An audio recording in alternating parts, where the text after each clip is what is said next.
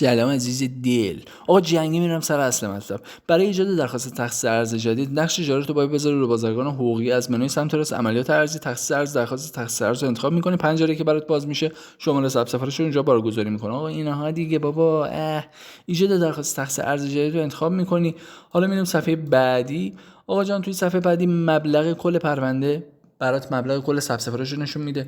شما میتونید هم این مبلغ رو هم پایین‌تر از این مبلغ رو درخواست تخصیص بکنید، ولی بیشتر نمیشه آقا جان. باید اگر بیشتر میخوای ثبت سفارش رو ویرایش کنی.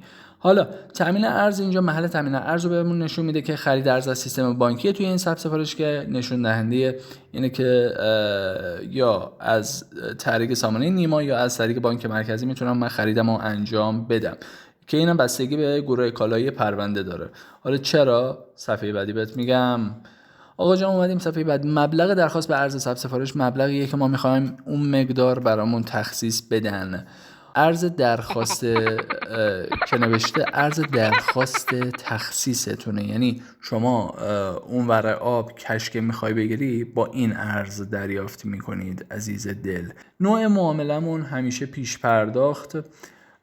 بعد ارزم به حضور متعهد، خریدار، محل تسهیلات بدون تسهیلات، مهلت بازپرداخت بدون مهلت و محل تامین ارز خیلی مهمه. وقتی که محل تامین ارز ثبت سفارشمون خرید ارز از سیستم بانکیه، یا میتونیم بانک مرکزی انتخاب کنیم یا سامانه نیما، که اینم با اولویت بندی مشخص میشه که کدوم باید انتخاب کنیم. اگر گروه کالایی پروندهمون 21 باشه بانک مرکزی رو برای محل تامین ارز انتخاب میکنیم، در صورتی که تامین ارزمون هم خرید ارز سیستم بانکی باشه.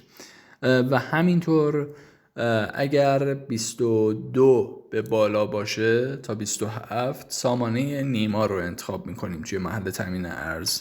نرخ ارز همیشه آزاد و نوع درخواست بسته به این که شما میخوای اصل حواله رو بزنی یا کارمزدشو متغیره. و توی دو حالت هم مدت به ماه همیشه 0 و مهلت انقضا 30 روزه.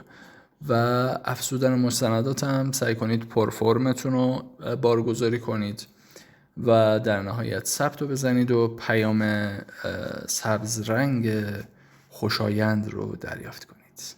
مرسی.